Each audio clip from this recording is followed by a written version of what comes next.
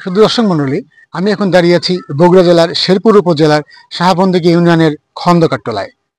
এখানে একটি খেরুয়া মসজিদ নামের মসজিদ রয়েছে। আপনারা জানেন এই মসজিদটি ইতিহাসের প্রায় 437 বছর আগে প্রতিষ্ঠিত করা হয়েছে। এই মসজিদটি প্রতিষ্ঠা করেন মুঘল আমলের মুঘল সম্রাটেরা।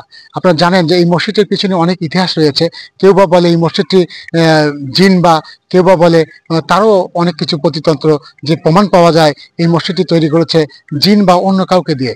এর অনেক কিছু ইতিহাস থাকলেও আমরা ইতিহাস থেকে জানতে পারি এই মসজিদটি প্রায় আজ থেকে 37 বছর আগে প্রতিষ্ঠিত হয়েছে। আপনারা দেখতে পাচ্ছেন যে এই মসজিদটি কিন্তু অনেক পুরাতন একটি মসজিদ। বাংলাদেশের প্রাচীন ঐতিহ্যবাহী স্থাপত্যের একটি গুরুত্বপূর্ণ নিদর্শন বগুড়া শেরপুরের উপজেলা খন্দকারতলা গ্রামে অবস্থিত খেরুয়া মসজিদ।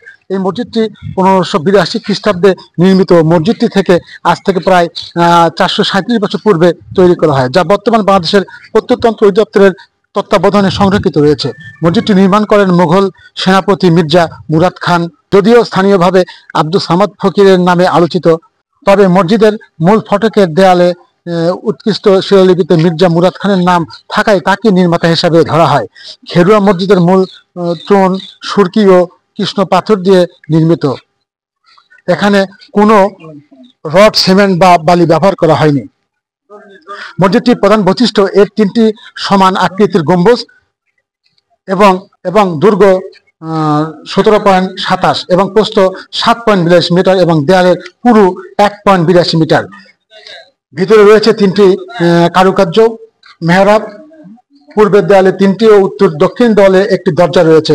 বর্তমান শুধু পূর্ব দরজায় ব্যবহারযোগ্য। মসজিদের চারপাশে রয়েছে সুউচ্চ দেওয়াল ও সবুজ গাছগাছালি ঘেরা পরিবেশ। মসজিদের আয়তন 59 শতক জমির উপর, যা একটি অংশ খালি মাঠ হিসাবে ব্যবহৃত হয়। এই মসজিদটি দূর দূরান্ত থেকে মানুষ তারা দেখার জন্য আসে এবং এই মসজিদে আপনি দেখতে পাচ্ছেন এই মসজিদের ভিতরের অংশটা কিন্তু খুবই ছোট্ট আকারে, যা এখন পর্যন্ত কোনো সংস্কার করা হয়নি। এলাকার লোক বলছে প্রত্নতত্ত্ব বিভাগ থেকে যদি মসজিদটাকে সংস্কার করা হয় তাহলে এখানে যারা ধর্মপ্রাণ মুসলমানরা আছেন তারা কিন্তু পুরোপুরি সবাই জামাতে নামাজ পড়তে পারবে এবং জামাত হবে। আপনি দেখতে পাচ্ছেন মসজিদের দুর্গ ছোট হওয়ার কারণে এই মসজিদে কিন্তু জামাত খুব কম হয় এবং বেশি লোক নামাজ পড়তে পারে না। এই মসজিদ 1582-তে হয়। মির্জা মুরাদ আর আব্দুস সামাদ ফকির।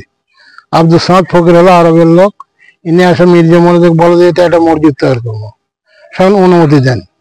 দেওয়ার পর মঙ্গলবারে ভিত দেন। ভিত দেওয়ার সময় দুটা কবিত উড়ে আসে, আসলে মসজিদের পরিসীমার মধ্যে নয় পরে সালাম ও মোবারকবাদ জানায় আব্দুস সামাদকে, যেন বলে যে বন্ধুদের থাকার বাসা করে দিতে হবে। উনি বলে যে কাল জামানার লোকেরা ঝামেলা করবে, ঝামেলা করলে সে পরবর্তীতে আল্লাহর তরফ থেকে শাস্তি পাওয়া যাবে। এই কথা কবিতার দূরে উড়ে গেছে। পরে মঙ্গলবারে ভিত দিয়ে মানে মসজিদ সম্পন্ন করছে, করার পর 3 সাইডে কবিতার বাসা করে দিছে। এখন শারক পাখি থাকে। আমরা এখন কথা বলবো এই মসজিদটি পরিদর্শনের জন্য। এক ভাই আসছেন, ওনার সঙ্গে কথা বলবো উনি কেন আসছেন এবং কি জন্য আসছেন। ভাই, আপনি কোথা থেকে আসছেন এবং কি জন্য আসছেন এখানে? আসসালামু আলাইকুম। আমি আসছি ওই বগুড়া শেরপুর থেকে। এখানে মসজিদটা দেখার জন্য, যে আদৌ মসজিদটা অনেকদিন তাই পুরাতন, তাই আমরা একটু দেখতে আসছি যে আসলে মসজিদটা কিরকম আর কে বানাইছে। কিন্তু মসজিদের খুব বেহাল অবস্থা, দেখে খুব মানে কষ্টই হলো যে আসলে এই বেহাল অবস্থায় মসজিদটা একটু মেরামত করা আসলে দরকার।